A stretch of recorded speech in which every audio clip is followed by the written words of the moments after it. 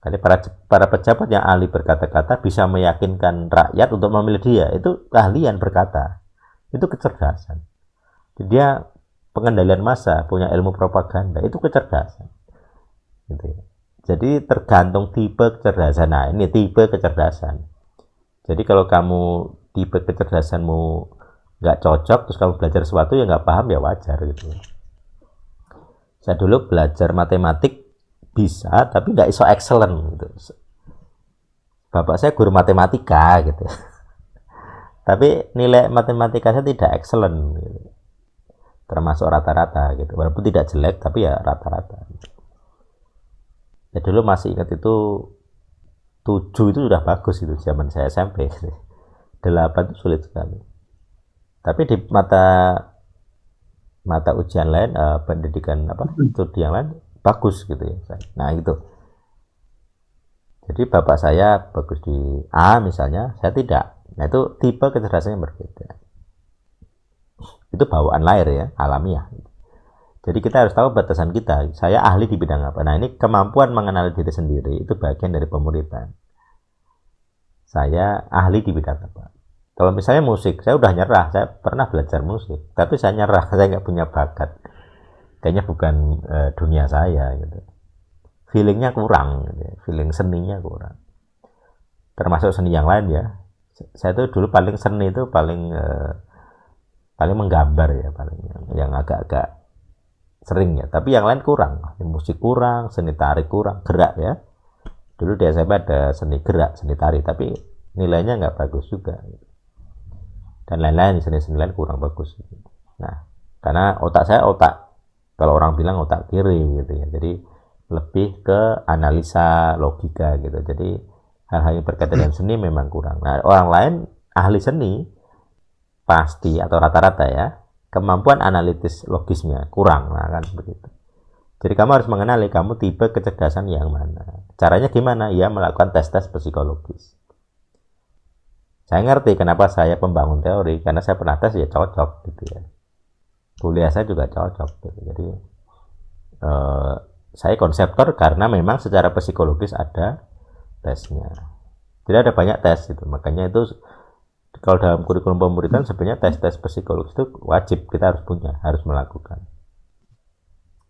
Cuman di ET kan saya belum melakukan pemaksaan itu ya, jadi ya mungkin banyak orang yang tidak ngerti gitu. Tapi kalau saya sendiri sejak dulu ya menganggap itu perlu, wajib gitu. Semua orang wajib ngerti.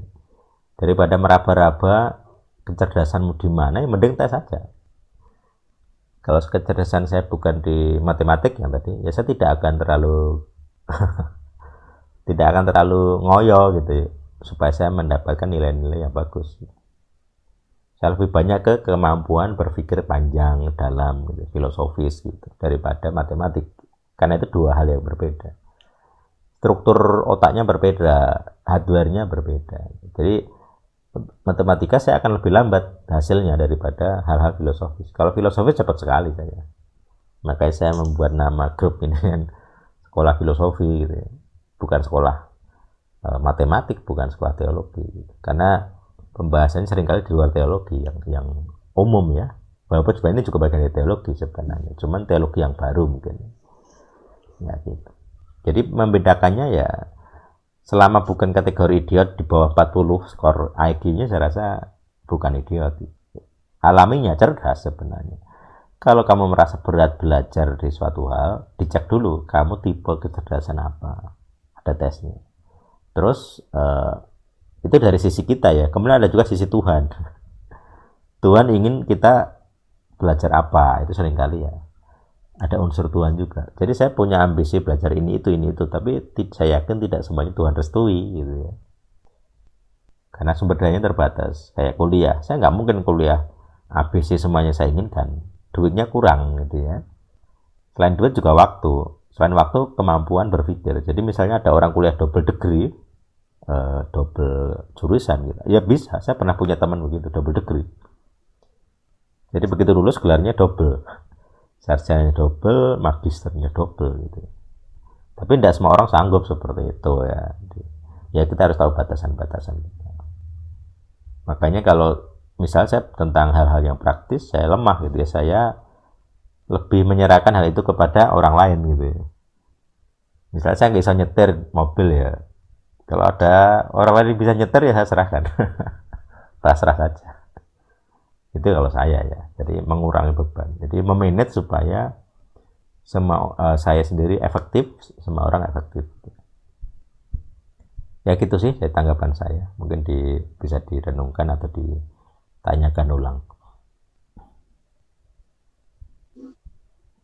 Tapi itu memang ada hubungannya dengan roh kalau saya ya, kita harus selalu ngecek itu ada rohnya enggak, karena kalau saya sendiri mayoritas itu ada pengaruhnya, soalnya banyak derita saya itu karena roh gitu, bukan karena alami. Misalnya kayak penyakit itu rata-rata karena ada unsur roh gitu ya, mayoritas begitu.